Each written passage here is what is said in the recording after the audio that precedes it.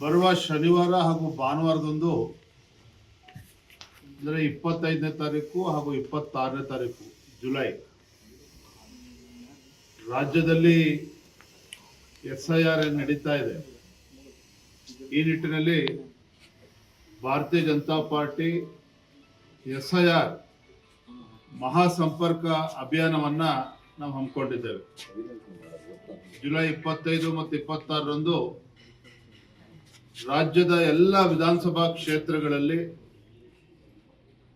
ನಮ್ಮ ಭಾಜಪದ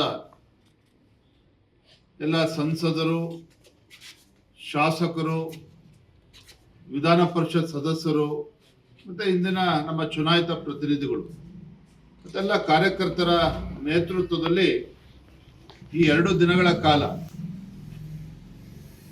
ಸುಮಾರು 1 ಕೋಟಿ ಮನೆಗಳನ್ನು ನಾವು ತಲುಪಬೇಕು. ನಮ್ಮ ಪಕ್ಷದ ಮುಖಂಡರ ನೇತೃತ್ವದಲ್ಲಿ ಮನೆ ಮನೆಗೆ ಭೇಟಿಯನ್ನು ನೀಡಿ ಇನ್ಯುಮರೇಷನ್ ಫಾರ್ಮ್ ಬಗ್ಗೆ ಜಾಗೃತಿಯನ್ನು ಮೂಡಿಸುವಂಥದ್ದು, ಆ ವಿಚಾರದಲ್ಲಿ ಏನಾದರೂ ಸಮಸ್ಯೆಗಳಿದ್ರೆ ಅದನ್ನು ಪರಿಹಾರ ನೀಡುವಂಥದ್ದು, ಒಟ್ಟಾರೆಯಾಗಿ SIR ಬಹಳ ಯಶಸ್ವಿಯಾಗಿ ಆಗಬೇಕು. ಈ ನಿಟ್ಟಿನಲ್ಲಿ ಮಹಾಸಂಪರ್ಕ ಅಭಿಯಾನ SIR ಮಹಾಸಂಪರ್ಕ ಅಭಿಯಾನವನ್ನು ಜುಲೈ 25 ಮತ್ತು 26ರಂದು ನಾವು ಹಮ್ಮಿಕೊಂಡಿದ್ದೇವೆ.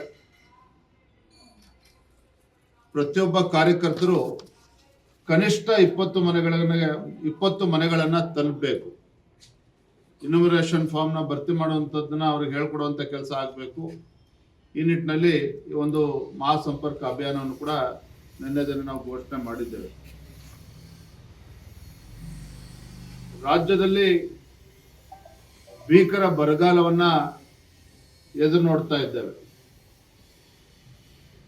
ಒಂದು ಕಡೆ ಮಾನ್ಯ ಮುಖ್ಯಮಂತ್ರಿಗಳು, ರಾಜ್ಯ ಸರ್ಕಾರ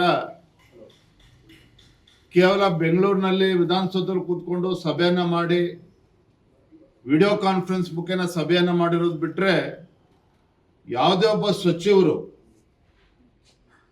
ರಾಜ್ಯ ಪ್ರವಾಸವನ್ನು ಮಾಡ್ತಾ ಇಲ್ಲ, ಜಿಲ್ಲೆಗಳಿಗೆ ಭೇಟಿಯನ್ನು ನೀಡ್ತಾ ಇಲ್ಲ, ತಾಲೂಕುಗಳ ಭೇಟಿಯನ್ನು ನೀಡ್ತಾ ಇಲ್ಲ. ರೈತರ ಸಮಸ್ಯೆ ಬಗ್ಗೆ, ರೈತರ ಸಂಕಷ್ಟಕ್ಕೆ ಸ್ಪಂದನೆ ಮಾಡುವಂತ ಕೆಲಸವೂ ಕೂಡ ರಾಜ್ಯ ಸರ್ಕಾರದ ಕಡೆಯಿಂದ ಆಗ್ತಾ ಇಲ್ಲ. ಈಗಾಗಲೇ ಮಾನ್ಯ ಮುಖ್ಯಮಂತ್ರಿಗಳು ಎಲ್ಲ ಹಿರಿಯ ನಾಯಕರ ತಂಡವನ್ನು ಕಟ್ಟಿಕೊಂಡು ದೆಹಲಿಗೆ ಪ್ರಯಾಣವನ್ನು ಕೂಡ ಬೆಳೆಸಿದ್ದಾರೆ. ಅಂದ್ರೆ ರೈತರು ಇಷ್ಟೊಂದು ಸಂಕಷ್ಟದಲ್ಲಿದ್ದಾರೆ. ಮುಖ್ಯಮಂತ್ರಿಗಳು ಕೇವಲ ಪ್ರಧಾನಮಂತ್ರಿಗಳಿಗೆ ಪತ್ರವನ್ನ ಬರೆದು ರಾಜ್ಯ ಸರ್ಕಾರದ ಜವಾಬ್ದಾರಿನೇ ಇಲ್ಲ ಅನ್ನೋ ರೀತಿಯಲ್ಲಿ ವರ್ತನೆಯನ್ನು ಮಾಡ್ತಾ ಇದ್ದಾರೆ. ಇದು ಖಂಡಿತ ಸರಿಯಲ್ಲ.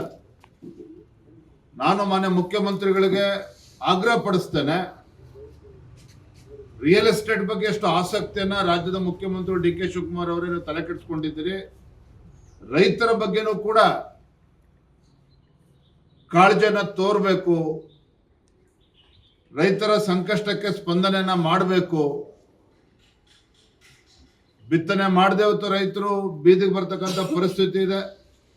ಬಿತ್ತನೆ ಮಾಡಿರುವಂತ ರೈತರು ಕೂಡ ಇವತ್ತು ಮೊಳಕೆ ಹೊಡೆದೇನೆ ಕೂಡ ಮಳೆ ಇಲ್ದೇನೆ ಬೀದಿಗೆ ಬರುವಂತ ಪರಿಸ್ಥಿತಿ ನಿರ್ಮಾಣ ಆಗಿದೆ.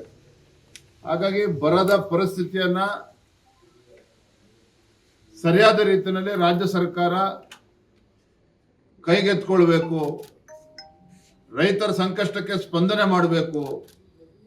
ಸಚಿವರುಗಳು ಜಿಲ್ಲಾ ಪ್ರವಾಸಗಳನ್ನ ಮಾಡಬೇಕು, ಹಳ್ಳಿಗಳಿಗೆ ಹೋಗಿ ಭೇಟಿಯನ್ನು ಕೊಡಬೇಕು, ರೈತರ ಅಹವಾಲನ್ನ ಸ್ವೀಕಾರ ಮಾಡಬೇಕು, ಅವರ ಪರಿಸ್ಥಿತಿಯ ಬಗ್ಗೆ ಅಧ್ಯಯನ ಮಾಡಬೇಕು. ಮತ್ತೆ ಕೇಂದ್ರ ಸರ್ಕಾರಕ್ಕೆ ಕಾಯ್ದೆನೆ ಹಿಂದೆ ಅನೇಕ ಉದಾಹರಣೆಗಳಿದ್ದಾವೆ. ಹಿಂದೆ ಭಾಜಪ ಸರ್ಕಾರ ಇದ್ದಾಗ, ಯಡಿಯೂರಪ್ಪನವರು ಮುಖ್ಯಮಂತ್ರಿಗಳಾಗಿದ್ದಾಗ ಏಕಾಂಗಿಯಾಗಿ ನೆರೆ ಸಂದರ್ಭದಲ್ಲಿ ಯಾವ ರೀತಿ ಪರಿಹಾರವನ್ನು ಕೊಟ್ಟಿದ್ದಾರೆ ಅನ್ನೋದು ಕೂಡ ನಮ್ಮ ಕಣ್ಮುಂದಿದೆ. ಹಾಗಾಗಿ ಎಲ್ಲವನ್ನು ಕೂಡ ಪರಿಗಣಿಸಿ ತಾವು ಈ ರಾಜ್ಯದ ಮುಖ್ಯಮಂತ್ರಿ ಅನ್ನೋದನ್ನ ಅರ್ತು ರೈತರ ಸಂಕಷ್ಟಕ್ಕೆ ಸ್ಪಂದನೆ ಮಾಡಬೇಕು ಅನ್ನೋದನ್ನ ಆಗ್ರಹವನ್ನು ಕೂಡ ನಾನು ಈ ಸಂದರ್ಭದಲ್ಲಿ ಮಾಡ್ತಾ ಇದ್ದೇನೆ.